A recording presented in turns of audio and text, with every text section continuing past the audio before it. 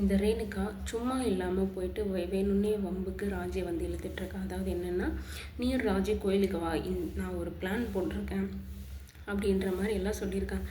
அதுக்கு ராஜி இருந்துட்டு, நீ வந்து குலதெய்வ கோயில் என்னன்னு கேட்கும்போதே எனக்கு தெரியும் நீ ஏதோ ஒரு பிளான் பண்ணியிருக்க அப்படின்னு சொல்லிட்டு, என்ன பிளான் என்ன அப்படின்னு சொல்லி கேட்குறாங்க. அதெல்லாம் விடு ராஜி, ஆனால் இப்போ நான் பண்ணியிருக்கிற பிளான் மட்டும் கரெக்டாக நடந்துருச்சுன்னா இந்த ராஜ்யம், அதாவது இங்கே இருக்கிற சொத்து, கதிரேசன் சொத்து, விஜயோட சொத்து, இது எல்லாமே வந்து 2 பேர் தான் ஆள போகிறாங்க. அதுக்கு ராஜ் இருந்தது, என்ன ரேணுகா பொறி வச்சு பேசுறியா, என்ன புரியல, 2 பேர்னா யார் அப்படின்னு சொல்லி கேட்குறாங்க. அதுக்கு ரேணுகா இருந்துட்டு, ஒன்று நீ இன்னொன்று நான், அவ்வளோதான் ராஜி, வேறு யார் இருக்காங்க அப்படின்ற மாதிரி பேசியிருக்காங்க. ஆனால் வந்து ரேணுகா போட்டிருக்கிற பிளானில் வந்து ராஜுமே வந்து உள்ளே வராங்க. ஆனால் வந்து ராஜுக்கிட்ட அப்படி இல்லாத மாதிரியும், இந்த பிளானுக்கு நீ கொஞ்சம் ஹெல்ப் பண்ணணும் அப்படின்ற மாதிரி வந்து சொல்லியிருக்காங்க. ஆனால் வந்து என்ன பிளானு, என்ன பண்ண போகிறாங்க, எதுக்காக இப்படி பண்ணுறாங்க அப்படின்ற விஷயத்தெல்லாம் வந்து ராஜுக்கிட்ட சொல்லவே இல்லை. ஏன்னா வந்து சொன்ன ராஜு தான் வந்து உஷாராயிடுவாங்கல்ல. சப்போஸ் இந்த பிளான் எல்லாம் ஒர்க் அவுட் ஆகி எல்லா சொத்தும் வந்து உங்கள் 2 பேருக்கும் அப்படின்னு வந்தால் ராஜு வந்து கண்டிப்பாக உன்னை வந்து போட்டு தள்ளிடுவா. ஏன்னா வந்து இந்த எல்லா சொத்தையுமே வந்து தனியாலாம் தனி காட்டு ராஜாவாக ஆளணும் அப்படின்றது தான் ராஜியோட இது. நீ இன்றைக்கே வந்து மூஞ்சுக்கு முன்னாடி வந்து கையை நீட்டி பேசுகிறப்போ ராஜியோட ஈகோ வந்து இங்கே வந்து டச் ஆகிடும். கண்டிப்பாக வந்து ராஜி வந்து நீ என்ன மிரட்டுறது அப்படின்னு சொல்லிட்டு கண்டிப்பாக வந்து ராஜியும் வந்து ஏதாவது சொல்லுவாங்க. ஆனால் அதுக்கு முன்னாடி எல்லாம் வந்து நீங்கள் போட்டிருக்கிற பிளான் நடக்காது. அது வேறு விஷயம். என்ன பிளான் அப்படின்னு சொல்லிட்டு பார்த்தீங்கன்னா, கோயிலுக்கு கூட்டிகிட்டு போயிட்டு அங்கே சாப்பாடுலேயோ இல்லை வேறு எதுலேயோ வந்து டேப்லெட் மாதிரி ஏதோ கலக்கணும், விஷம் கலந்து அது எல்லாரையும் வந்து சாப்பிட வைக்கணும் அப்படின்றது தான் பிளானு. அதை வந்து ஏதோ ஒரு கிளினிக்கில் இருந்து வாங்கிட்டாங்க. வாங்கினது மட்டும் இல்லாமல் ஒரு ஏதோ வந்து சாதித்த சிரிப்பு, இன்னும் வந்து எதுவுமே பண்ணலை, பட் இது வந்து சிரிப்பு. கதிரேசன் வீட்டில் போயிட்டு சொல்லியிருக்காரு போல், இந்த மல்லி மட்டும் வரவே இல்லை அப்படின்னு சொல்லிட்டு. அதுக்கு ரேணுகா இருந்துன்னு ரொம்ப டென்ஷன் ஆகிட்டாங்க. ஏன் அவள் வரலன்னா நம்ம பிளானே வந்து போட முடியாதே அப்படின்ற மாதிரி வந்து உடனே வந்து டென்ஷன் ஆகிட்டாங்க. ஏன் மல்லி வந்தே ஆகணும் அப்படின்ற மாதிரி வந்து ரேணுகா வந்து பேசுகிறாங்க. நான் ரேணுகா டென்ஷன் ஆகுறத நிஷாவுமே கவனிக்கிறாங்க. எதுக்குக்கா நீ டென்ஷன் ஆகுற, அவள் வரலன்னா இருந்துன்னு போகிறா அப்படின்னு.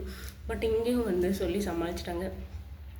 அதை கடவுளே வந்து சொல்லியிருக்குல்ல, அப்புறம் வந்து எதுவும் செய்யலைன்னா தெய்வம் குத்தாயிடாதா, அதுக்கு தான் நான் பயந்தேன் அப்படின்ற மாதிரி வந்து சொல்லிகிட்ருக்காங்க. கதிரேசனும் இருந்துட்டு அவள் வரலன்னா இருந்துட்டு போகிறா, ஏதாவது நம்ம பரிகாரம் செஞ்சு அதை சரி பண்ணிடலாம், அதுக்காக நீ எல்லாம் ரொம்ப யோசிக்காதம்மா, விடு, நம்ம எல்லோரும் கோயிலுக்கு போயிட்டு வந்துடலாம் அப்படின்ற மாதிரி வந்து சொல்லியிருக்காங்க.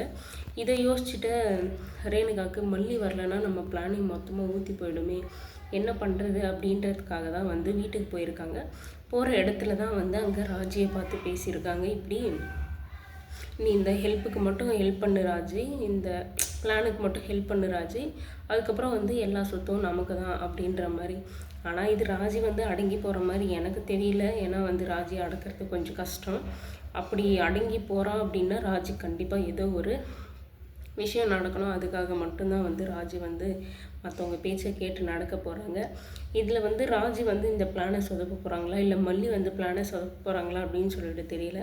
ஆக மொத்தத்தில் போகிற இடத்துல ரேணுகா போடுற பிளான் வந்து சக்ஸஸ் ஆகலைனாலையும் ஏதோ ஒரு பிரச்சனை அங்கே காத்திருக்கு அப்படின்றது மட்டும் தெரியுது. ராஜுக்கிட்ட பேசிட்டு உடனே வந்து உள்ளே போகிறாங்க.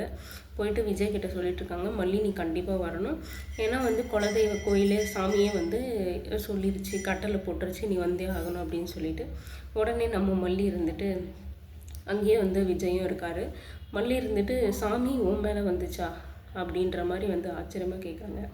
இங்கே இருக்கிற எல்லாருக்கும் வேணால் நீ யாருன்னு தெரியாது, உனக்குமா நீ யாருன்னு தெரியாது சுடர், எதுக்காக நீ இப்படியெல்லாம் பிளான் பண்ணிகிட்ருக்க, நீ என்ன தான் பண்ணாலே வந்து நீ ரேணுகா இல்லை அப்படின்றது எனக்கு மட்டும்தான் தெரியும் அப்படின்னு சொல்லியிருக்காங்க. பக்கம் விஜயும் இருக்காங்க. ஆனால் ரேணுகாவுக்கு தெரியும் விஜய்க்கு எல்லா விஷயமும் தெரியும் அப்படின்னு சொல்லிட்டு இந்த இடத்துல வந்து ரேணுகா வந்து எப்படி மல்லி பேசினதுக்கு பதில் சொல்ல போகிறாங்க அப்படின்றத நம்ம வெயிட் பண்ணி பார்க்கணும். என்ன பண்ணுவாங்க அப்படின்றது உங்களுக்கு தெரிஞ்சால் நீங்கள் சொல்லுங்கள். இப்போ அதே மாதிரி இன்னொரு சைடில் பார்த்தீங்கன்னா, ராகு வந்து இப்போ தான் வேலைக்கு போனாங்க அப்படின்னு சொல்லிட்டு போகும்போது பாபுக்கு ஏன் வந்து திடீர்னு வந்து அவங்க மேலே வந்து ஒரு டவுட் வரணும், சந்தேகம் வரணும், எதுக்காக வந்து புதுசாக இந்த ஒரு இது எடுத்துகிட்டு வராங்க அப்படின்னு சொல்லிட்டு தெரியல. கூட வேலை பார்க்குறவங்களா இல்லை கூட படித்தவனா அப்படின்னு சொல்லிட்டு தெரியல. அவங்க வந்து நாகுகிட்ட பேசிகிட்டு இருக்கிறது பாபு வந்து கவனிக்கிறாரு. பாபு வந்து தன்னையும் வந்து ஒரு ஆளை மதிக்கணும், எனக்கு வேலை இல்லைன்னு தானே யாரும் என்னை மதிக்க மாட்டேன்றீங்க அப்படின்ட்டு பைக் ஓட்ட ஆரம்பிக்கிறாரு. அப்படி ஒரு பர்சனை எடுத்துன்னு போய் விடும்போது தான் நாகுவோட இருக்கிற இடத்துல வந்து விடுறாங்க. அங்கே பார்த்துட்டு பாபு வந்து ஒரே ஷாக் ஆகுறாரு. ஏன்னா அந்த நபரும் நாகும் வந்து பேசிகிட்டு இருக்கிறது, அது கூட படித்தவங்களாக இருக்கலாம், ஃப்ரெண்ட்ஸாக இருக்கலாம், இல்லை தெரிஞ்சவங்களாக இருக்கலாம், இல்லை வேலை பார்க்குற இடத்துல கூட இருக்கலாம். இப்படியெல்லாம் இருக்கிற பட்சத்தில் பாபு ஏன் வந்து சந்தேகப்படுறாங்க அப்படின்றது சுத்தமாக புரியல. விஜயுமே வந்து நாகுவை சொல்லி நிறைய பாராட்டினாங்க. இப்போ வேலை செய்கிறதுக்கோ திறமைக்கோ வந்து படிப்பு முக்கியமே இல்லை, அதை வந்து உங்கள் அண்ணி நாகு வந்து ரொம்பவே வந்து நிரூபிச்சிட்டாங்க அப்படின்னு சொல்லிட்டு மல்லிகிட்ட வந்து ரொம்பவே வந்து பெருமையாக வந்து சொல்லிகிட்டு இருந்தார். அப்படி இருக்கிறபோது எதுக்காக பாபுக்கு வந்து சடனாக வந்து இந்த மாதிரி ஒரு சந்தேகம் வருது அப்படின்னு சொல்லிட்டு தெரியல. ஒரு வேளை விஜய் வந்து வேலைக்கு கூப்பிட்ருக்காரு, விஜய்கிட்ட வேலைக்கு போகிறதுனாலே அந்த க்யூரியாசிட்டி, அந்த ஒரு பொசசிவ்னஸில் இந்த மாதிரி ஒரு விஷயத்தில் வந்து இந்த மாதிரி வந்து யோசிக்க வைக்குதா என்ன அப்படின்னு சொல்லிட்டு தெரிலங்க. ஆனால் வந்து இது பாபுக்கு என்றைக்கு புரிய வரப்போதோ அன்றைக்கி நாகு வந்து நிறையவே வந்து ஃபீல் பண்ண போகிறாங்க.